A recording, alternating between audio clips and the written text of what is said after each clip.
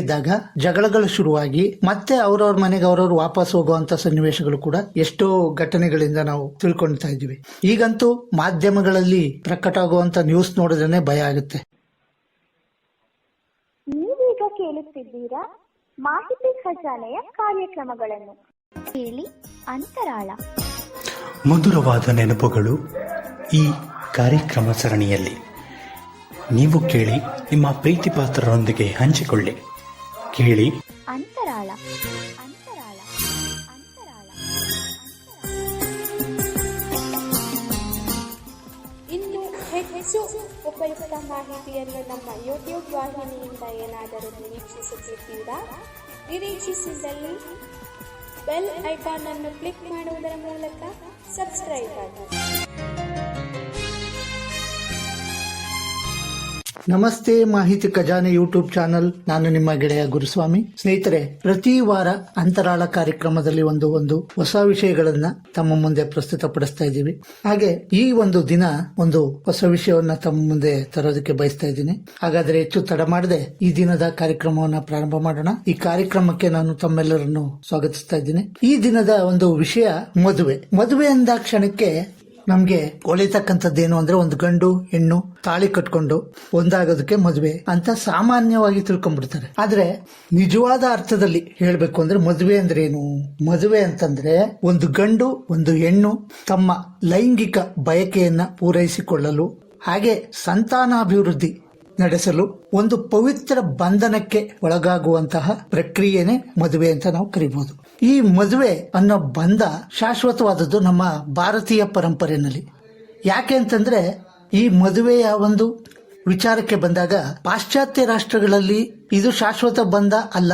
ಯಾಕೆಂದ್ರೆ ಅಲ್ಲಿ ಮದುವೆ ಅಂತಕ್ಕಂಥದ್ದು ಒಂದು ಸಾಮಾನ್ಯದಲ್ಲಿ ಸಾಮಾನ್ಯ ಪ್ರಕ್ರಿಯೆ ಆಗ್ಬಿಡುತ್ತೆ. ಯಾಕೆಂದ್ರೆ ಇಲ್ಲಿ ಒಂದು ಸಣ್ಣ ಪುಟ್ಟ ಮನಸ್ತಾಪಗಳು, ಜಗಳಗಳು ಅಥವಾ ಭಿನ್ನಾಭಿಪ್ರಾಯಗಳು ಬಂದಾಗ ಅದನ್ನ ಬಗೆಹರಿಸಿಕೊಂಡು ಬದುಕನ್ನ ಮುನ್ನಡೆಸ್ತಕ್ಕಂತ ಒಂದು ಸಂಪ್ರದಾಯ ನಮ್ಮ ಭಾರತೀಯರಲ್ಲಿದೆ. ಆದರೆ ಪಾಶ್ಚಾತ್ಯ ರಾಷ್ಟ್ರಗಳಲ್ಲಿ ಹಾಗಲ್ಲ. ಸಣ್ಣ ಪುಟ್ಟ ಭಿನ್ನಾಭಿಪ್ರಾಯಗಳು ಬಂದರೂ ಕೂಡ ಗಂಡ ಹೆಂಡತಿ ವಿಚ್ಛೇದನ ಪಡೆದು ಬೇರೆ ಬೇರೆ ಆಗೋ ಒಂದು ಸಾಧ್ಯತೆಗಳೇ ಹೆಚ್ಚು ಅಲ್ಲಿ. ಹಾಗಾಗಿ ಮದುವೆ ಅನ್ನೋ ಪವಿತ್ರ ಬಂಧಕ್ಕೆ ಅಲ್ಲಿ ಅಷ್ಟೊಂದು ಮಹತ್ವ ಕೊಡೋದಿಲ್ಲ. ಆದ್ರೆ ನಮ್ಮ ಭಾರತದ ಒಂದು ವೈವಿಧ್ಯತೆಯಲ್ಲಿ ಒಂದು ಏಕತೆ ಇದೆ ಈ ಮದುವೆ ವಿಷಯದಲ್ಲಿ. ಸಾಮಾನ್ಯವಾಗಿ ಕೆಲವೊಂದು ಧರ್ಮಗಳನ್ನ ಬಿಟ್ಟು ಸಾಮಾನ್ಯವಾಗಿ ಎಲ್ಲರೂ ಆಚರಣೆ ಮಾಡೋ ಹಾಗೆ ಒಂದು ಗಂಡಿಗೆ ಒಂದೇ ಹೆಣ್ಣು ಅನ್ನೋ ಒಂದು ಪದ್ಧತಿ ಅದರಲ್ಲೂ ನಮ್ಮ ಸನಾತನ ಧರ್ಮದಲ್ಲಿ ವಾಡಿಕೆಯಲ್ಲಿದೆ. ಒಂದು ಹೆಣ್ಣು ತನ್ನ ಮನೆಯನ್ನ ತೊರೆದು ಗಂಡನ ಮನೆಗೆ ಬಂದಾಗ ಅಲ್ಲಿ ಎಲ್ಲರೂ ಕೂಡ ಹೊಸ ಜನ. ಆಕೆಗೆ ಆ ಹೊಸ ಜನರನ್ನ ಹೊಂದಿಕೊಂಡು ಅವರನ್ನ ಅರ್ಥ ಮಾಡಿಕೊಂಡು ಅವ್ರಿಗೆ ಬೇಕು ಬೇಡವಾದನ್ನೆಲ್ಲ ತಿಳ್ಕೊಂಡು ಬದುಕಿ ಸಾಧಿಸುವಂತ ಪ್ರಕ್ರಿಯೆ ಈ ಮದುವೆಯ ಒಂದು ಭಾಗ. ಹಾಗಾಗಿ ನಮ್ಮಲ್ಲಿ ಇತ್ತೀಚೆಗೆ ಏನಾಗ್ತಾ ಇದೆ ಅಂತಂದ್ರೆ ಒಂದು ಕೆಟ್ಟ ಸಂಪ್ರದಾಯ ಬೆಳೀತಾ ಇದೆ. ಪಾಶ್ಚಾತ್ಯ ರಾಷ್ಟ್ರಗಳಲ್ಲಿ ಲಿವ್ ಇನ್ ರಿಲೇಶನ್ಶಿಪ್ ಅನ್ನೋ ಒಂದು ವಿಚಿತ್ರ ಸಂಬಂಧ ಹೊಸದಾಗಿ ಉಟ್ಕೊಂಡಿದೆ. ಅದೇನಪ್ಪಾ ಅಂತಂದ್ರೆ ಇರೋವರೆಗೂ ಜೊತೆಯಲ್ಲಿ ಗಂಡು ಹೆಣ್ಣು ವಾಸ ಮಾಡೋದು, ತಮಗ್ ಬೇಡವಾದಾಗ ಬೇರೆ ಬೇರೆ ಆಗುವಂತದ್ದು. ಇದು ಒಂದು ನಿಜವಾಗ್ಲೂ ಹೇಳ್ಬೇಕು ಅಂದ್ರೆ ಕೆಲವ್ರಿಗೆ ಇದು ಒಳ್ಳೆ ಪರಂಪರೆ ಅನ್ಸ್ಬೋದು. ಖಂಡಿತ ನಮ್ಮ ಭಾರತೀಯ ಸಂಪ್ರದಾಯದ ಪ್ರಕಾರ ಇದೊಂದು ಕೆಟ್ಟ ಪದ್ಧತಿ ಅಂತ ಹೇಳ್ಬೋದು. ಯಾಕೆಂದ್ರೆ ಇಲ್ಲಿ ಹೆಣ್ಣಿಗೆ ಆಗ್ಲಿ ಗಂಡಿಗೆ ಆಗ್ಲಿ ಯಾವುದೇ ಒಂದು ಜವಾಬ್ದಾರಿ ಇರೋದಿಲ್ಲ, ಒಂದು ರಕ್ಷಣೆ ಇರೋದಿಲ್ಲ. ಮತ್ತೆ ಹುಟ್ಟುವಂತ ಮಕ್ಕಳು ಯಾರ ಜೊತೆ ಇರಬೇಕು, ಯಾರ ಜೊತೆ ಇರಬಾರದು, ಇದು ಯಾವುದಕ್ಕೂ ಕೂಡ ಒಂದು ಸರಿಯಾದ ಅರ್ಥ ಇಲ್ಲಿ ಸಿಗೋದಿಲ್ಲ. ಹಾಗಾಗಿ ಮದುವೆ ಅಂತಕ್ಕಂತ ಒಂದು ಪವಿತ್ರ ಬಂಧನನೇ ಶ್ರೇಷ್ಠ ಅಂತ ನಾವು ಕರಿತಾ ಇರೋದು. ಇದರಲ್ಲಿ ಅನೇಕ ರೀತಿಯ ಮದುವೆಗಳಿದೆ. ಏನು ಅಂತಂದ್ರೆ ಹಿಂದಿನ ಕಾಲದಲ್ಲಿ ಏನ್ ಮಾಡ್ತಾ ಇದ್ರು, ಗಂಡು ಹೆಣ್ಣಿನ ಒಪ್ಪಿಗೆಗಿಂತ ಪೋಷಕರ ಒಪ್ಪಿಗೆನೆ ಬಹಳ ಮುಖ್ಯವಾಗಿತ್ತು. ಆಗ ಹೆಣ್ಣು ಗಂಡು ತಲೆ ಎತ್ತಿ ನೋಡ್ತಿದ್ದೆ ಮದುವೆ ದಿನ ಅಂತ ಹೇಳ್ಬೋದು. ತಾಳಿ ಕಟ್ಟುವಂತ ಸಮಯದಲ್ಲಿ ಅಂತದ್ದೊಂದು ಕಾಲ ಇತ್ತು.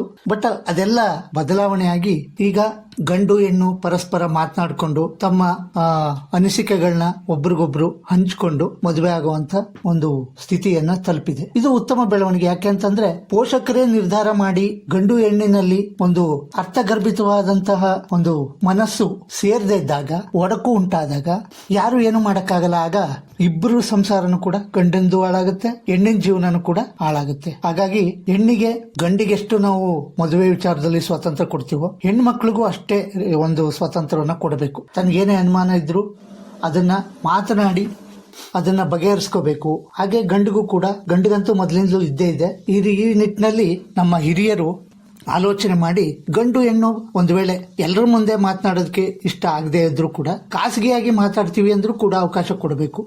ಆಗ ಕೊಟ್ಟಾಗ ಪರಸ್ಪರರ ಭಾವನೆಗಳು ಬೆರೆತು ಅವರು ಒಂದು ಅದ್ಭುತವಾದ ಸಂಸಾರವನ್ನು ನಡೆಸೋದಕ್ಕೆ ಸಾಧ್ಯ ಆಗುತ್ತೆ. ಹಾಗಾಗಿ ಮತ್ತೆ ಈ ಮದುವೆಯ ವಿಚಾರದಲ್ಲಿ ಕೆಲವ್ರು ಏನು ಮಾಡ್ತಾರೆ, ಸಾಂದರ್ಭಿಕ ಆಕರ್ಷಣೆಗೊಳಪಟ್ಟು ಅಥವಾ ಯಾವುದೋ ಒಂದು ರೀತಿಯ ಕ್ಷಣಿಕ ಆಕರ್ಷಣೆಗೊಳಪಟ್ಟು ಮನೆಯಿಂದ ಓಡೋಗ್ಬಿಟ್ಟು ರಿಜಿಸ್ಟರ್ ಮ್ಯಾರೇಜ್ ಮಾಡ್ಕೊತಾರೆ.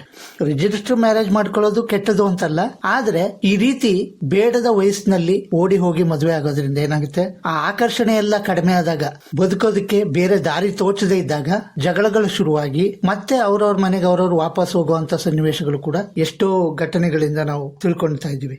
ಈಗಂತೂ ಮಾಧ್ಯಮಗಳಲ್ಲಿ ಪ್ರಕಟ ಆಗುವಂತ ನ್ಯೂಸ್ ನೋಡಿದ್ರೆ ಭಯ ಆಗುತ್ತೆ. ಸಣ್ಣ ಸಣ್ಣ ಮಾತಿಗೆ ಆತ್ಮಹತ್ಯೆ ಮಾಡ್ಕೊಳ್ಳೋದು, ಸಣ್ಣ ಸಣ್ಣ ಒಂದು ಜಗಳಕ್ಕೇನೆ ಜೀವ ಕಳ್ಕೊಳ್ಳುವಂತ ಸನ್ನಿವೇಶಗಳು ಎಷ್ಟೋ ಘಟನೆಗಳಿಂದ ನಮ್ಗೆ ತಿಳಿದು ಬರುತ್ತೆ. ಅದರಿಂದ ಪೋಷಕರು ಆಗ್ಲಿ ಮಕ್ಕಳಾಗ್ಲಿ ಯಾವುದೇ ಕಾರಣಕ್ಕೂ ದುಡುಕಿ ಒಂದು ಗಂಡು ಹೆಣ್ಣಿಗೆ ಇಷ್ಟ ಇಲ್ಲದೆ ಇದ್ದಂತ ಸಂದರ್ಭದಲ್ಲಿ ಮದುವೆ ಮಾಡಕ್ ಹೋಗ್ಬಾರ್ದು. ಅವರ ಇಷ್ಟ ಕಷ್ಟಗಳನ್ನ ಅರ್ಥಕೊಂಡು ಮದುವೆ ಮಾಡಿದಾಗ ಅವ್ರ ಬಾಳು ಸುಖವಾಗಿರುತ್ತೆ, ಅವರ ಮುಂದಿನ ಪೀಳಿಗೆನೂ ಕೂಡ ಚೆನ್ನಾಗಿರುತ್ತೆ. ಹಾಗಾಗಿ ಹಿರಿಯರೆಲ್ಲರೂ ಕೂಡ ತಮ್ಮ ತಮ್ಮ ದ್ವೇಷಗಳು, ಅಸೂಯೆಗಳು ಅಥವಾ ಜಾತಿ ಧರ್ಮ ಏನೇ ಇದ್ರೂ ಕೂಡ ಗಂಡು ಹೆಣ್ಣು ಒಪ್ಕೊಂಡ್ರೆ ಖಂಡಿತಾಗಿ ಅವ್ರಿಗೆ ಮದುವೆ ಮಾಡೋದು ಬಹಳ ಸೂಕ್ತ. ಹಾಗಾಗಿ ಒಪ್ಪಿಗೆ ಇಲ್ಲದೆ ಇರೋಂತ ಮದುವೆ ಮಾಡಿ ಇಬ್ಬರ ಒಂದು ಬದುಕನ್ನು ಹಾಳು ಮಾಡದಂತ ಕೆಟ್ಟ ಒಂದು ಅಪವಾದ ಹಿರಿಯರ ಮೇಲೆ ಬರುತ್ತೆ. ಅದರಿಂದ ಹಿರಿಯರಾದವರು ಕೂಡ ಆಲೋಚನೆ ಮಾಡಿ ಕೂಲಂಕುಷವಾಗಿ ಪರಿಶೀಲಿಸಿ ಮದುವೆ ಮಾಡಿ ಗಂಡು ಹೆಣ್ಣಿನ ಬಾಳನ್ನ ಹಸನಾಗಿಸುವಂತ ನಿಟ್ಟಿನಲ್ಲಿ ಜಾಗೃತರಾಗಬೇಕು. ಹಾಗೆ ಒಂದು ಕಾಲಕ್ಕೆ ಆಗ್ತಾ ಇರುವಂತ ಜಗತ್ತಿನ ಬದಲಾವಣೆಗಳ ಅನುಸಾರವಾಗಿ ನಾವು ಕೂಡ ಬದಲಾಗಬೇಕು ಅಂತ ಹೇಳ್ತಾ ಈ ಒಂದು ಪವಿತ್ರ ಬಂಧನವಾದಂತ ಮದುವೆ ಬಗ್ಗೆ ಇನ್ನೂ ಸಾಕಷ್ಟು ವಿಚಾರಗಳು ಇದೆ. ಆದರೆ ಸಮಯದ ಒಂದು ಇತಿಮಿತಿಯೊಳಗೆ ನಾವು ಮಾಡ್ತಾ ಇರೋದ್ರಿಂದ ಇವತ್ತಿನ ಈ ಕಾರ್ಯಕ್ರಮವನ್ನ ಇಲ್ಲಿಗೆ ಮುಕ್ತಾಯ ಮಾಡ್ತಾ ಇದ್ದೇನೆ. ಧನ್ಯವಾದಗಳು.